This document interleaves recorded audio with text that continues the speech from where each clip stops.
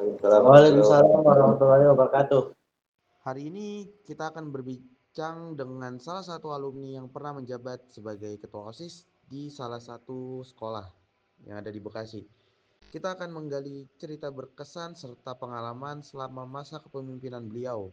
Harapannya pengalaman ini bisa menjadi inspirasi dan pelajaran berharga bagi para siswa yang aktif berorganisasi maupun yang ingin berkontribusi di lingkungan sekolah.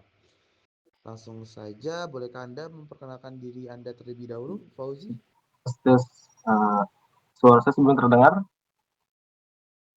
Sudah.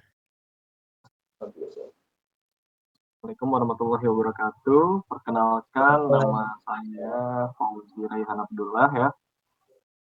Ini saya sebagai mahasiswa dari Politeknik Negeri Jakarta, jurusan Teknik Elektro gitu. Saya mendapatkan kampus ini pasti Bagaimana sih pengalaman Anda selama menjadi ketua OSIS? sosial gitu. Itu pengalaman juga kan. Terus saya belajar juga untuk mengatur waktu, mengelola tim, dan menghadapi berbagai macam tantangan gitu. Termasuk salah satunya adalah menyatukan pendapat ya. Menyatukan pendapat apalagi di waktu-waktu SMP gitu, di waktu-waktu usia labil-labilnya kita seperti itu. Itu banyak kan kayak teman-teman nih, misalkan si A pendapatnya A gitu, si B pendapatnya B gitu. Nah, di situ gitu kita atau saya khususnya belajar gimana nih cara ambil titik keluar gitu, win-win solutionnya kira-kira gimana gitu, biar pendapat mereka bisa lah gitu, masuk lah gitu, dapat win-win solution. Nah, terus juga dari pengalaman ini juga ya sebagai pemimpin bisa mengerti gitu. Kalau memimpin itu nggak cuma ngasih perintah aja gitu, tentang melayani dan juga memberikan gitu buat para anggota-anggotanya. Terus apa lagi nih kira-kira pertanyaan? Momen berkesan nih kalau nggak salah ya. Melaksanakan agenda perkemahan gitu. Yang mana kebetulan juga saat agenda perkemahan itu saya menjabat sebagai ketua pelaksana gitu. Di situ wah, kenapa saya bilang berkesan? Karena kompaknya dapet gitu. Solidaritasnya mantap lah gitu. Tadi kan waktu itu juga kita mengadakan perkemahan di daerah Puncak Bogor di Mandalawangi kalau nggak salah nama tempatnya itu. Nah, di situ juga kan kita makin mempererat nih hubungan antara pasukan khususnya ya di Pramuka dan juga di OSIS gitu. Jadi silaturahminya makin mantap lah gitu. Terus kira-kira ada pertanyaan apa lagi, Mas? Menurut Masnya tuh kualitas apa saja yang harus dimiliki oleh seorang ketua OSIS? Oh, untuk kualitas ya. Kualitas yang harus dimiliki itu menurut saya seorang ketua OSIS itu harus punya 3 kualitas utama.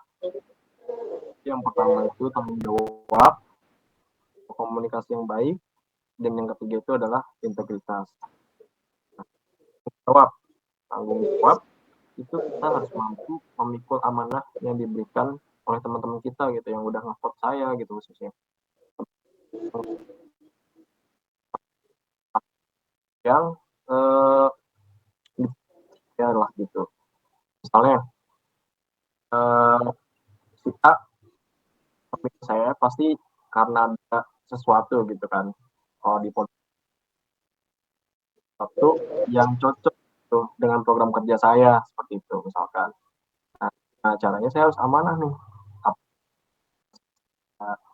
Menyerukan saat pesta demokrasi lah nyebutnya ya. Pasti saya berjanji misalkan saya akan bla bla bla bla, maka itu harus ditepati dan harus ditanggung jawabi lah intinya. Terus yang kedua, komunikasi yang baik. Yang baik ini juga penting ya. Nah, karena kita sebagai OSIS gitu ya, mau ketua OSIS, mau anggota OSIS gitu, yang ada dalam OSIS, kita harus dalam struktural OSIS lah intinya. Kita harus memiliki komunikasi yang baik, karena kita juga menjadi penyambung lidah gitu dari mahasiswa ke sekolah gitu. Jadi wadah untuk menampung aspirasi gitu kan ya. Lalu yang ketiga itu ada integritas. Nah, integritas agar kita bisa dipercaya dan menjadi teladan gitu. Nah, teladan itu ya cuma dalam ucapan, tapi juga teladan dalam perbuatan gitu. Dan pesan ya, pesan dan pesan dari saya ya buat menjadi ketua OSIS itu adalah pengalaman yang membuka mata saya sih ya tentang pentingnya kepemimpinan sejak dini gitu. Itu kesannya.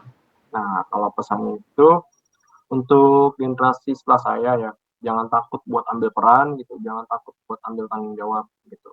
Justru dari tantangan-tantangan itulah gitu, dari peran-peran, dari tanggung jawab yang memiliki latar belakang wah yang kayaknya kita nggak bisa deh. Tapi kalau kita mau dari tantangan-tantangan itulah intinya gitu, tumbuh gitu menjadi versi terbaik dari kita gitu. Nah, saya sih ada satu kata-kata ya yang jadi motivasi saya gitu dari salah satu karakter hero lah dari game yang pasti kalian tahu Mobile Legends. Kurang lebih kata-katanya itu gini, nothing less equal, you can change the future gitu. Tidak ada yang abadi gitu. Kita bisa merubahnya gitu. Terima kasih karena telah berbagi pengalaman dan memberikan sepatah dua kata untuk Baik. adik-adik. Assalamualaikum warahmatullahi wabarakatuh. Waalaikumsalam warahmatullahi wabarakatuh.